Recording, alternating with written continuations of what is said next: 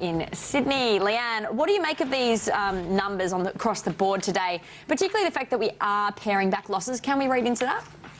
Ingrid, look, it's certainly quite interesting. Of course, this morning we actually did see some of those losses following in the similar magnitude that we did see over in the US, where all of those indices were down over 2%. So certainly saw that translating across onto our market in early morning trade. But as you say, it does look like we have picked up slightly, now down about 1.5%. But we are mostly tracking sideways, it does look like. But obviously seeing a broad-based sell-off across all of those sectors, really the complete opposite to what we saw yesterday.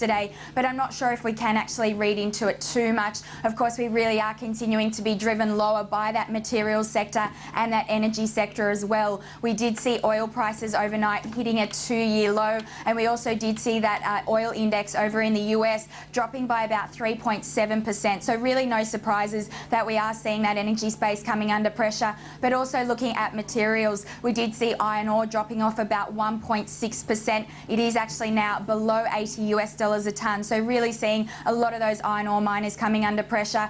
Gold prices overnight were actually higher, but still surprisingly seeing those gold prices, gold stocks under pressure. We have actually seen investors jumping back into some of those stocks as a bit of a safe haven around a lot of this concern about a market correction, but really seeing that broad-based sell-off. And of course those financial stocks, yesterday we actually did start to see some support coming into those major banks, but again really being sold off once again today. There really hasn't been much driving our market locally. We did have Australia's investment lending and housing finance data out earlier, but that was basically in line with expectations, and we didn't actually see much movement in the market at that point. So really has been those negative leads from Wall Street that we have continued for the day. If we have a look into some of those losses that we did see throughout September, the ASX actually does look like it's down over 7% now, so could potentially be reaching a bottom, be reaching that potential 10% correction, but unfortunately it does look like we will close the week in losses.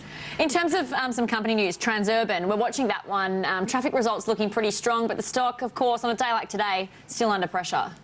That's exactly right, Ingrid. Unfortunately, not a very good day to be coming out with any type of news, but given the heavy sell-off that we are seeing across the market, it does look like it is potentially holding up quite well. Those results actually looked quite strong. Their preferred measure, those proportional revenues, were up about 37%, and we actually did see some strength coming out of their Sydney network, and also over in the US, their toll revenues were up about 74%, and that was really promising given that that's actually been quite a weak performer in the past. But I think what we're seeing a reaction to today is in terms of those Queensland revenues.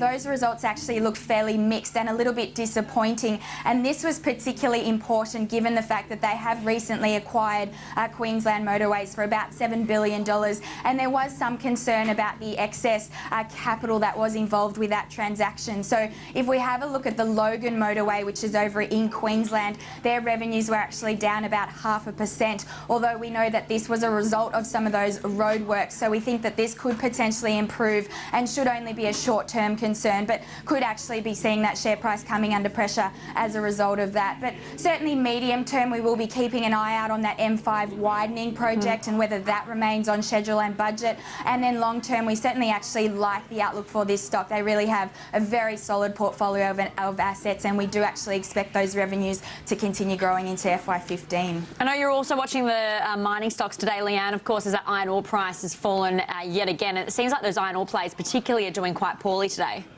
They are, unfortunately, the likes of Atlas Iron, Fortescue, BC Iron, all heavily coming under pressure today. Of course, we know they are the highest all-in cost producers, so no surprises. They are highly leveraged to any falls in that iron ore price. But it is a bit disappointing. We did see that iron ore price, as I mentioned earlier, falling below $80 a tonne. Disappointing given the fact that over the last few trading sessions, we did start to see that price stabilising somewhat. But adding to, of course, the concerns about the global growth outlook, and particularly coming out of China and Europe. We actually did get some statistics coming through from Port Hedland back on Tuesday, and that certainly confirmed that we are continuing to see this slowdown coming out of China. So total monthly iron ore shipments were actually down 2.9%, but monthly shipments of iron ore going to China were actually down 7.2%. So really confirming that slowdown and certainly continuing to put pressure on that iron ore price.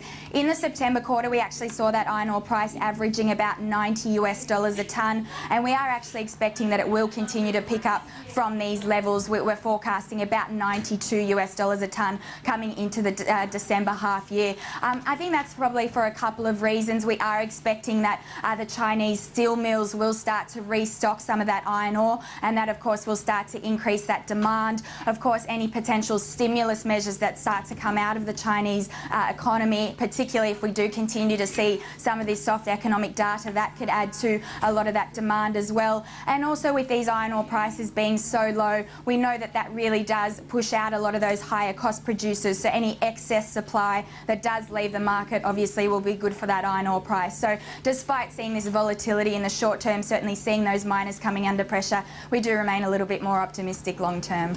And certainly the banks and energy aren't faring much better today, but thanks so much for your time, Leanne. Thanks, Ingrid.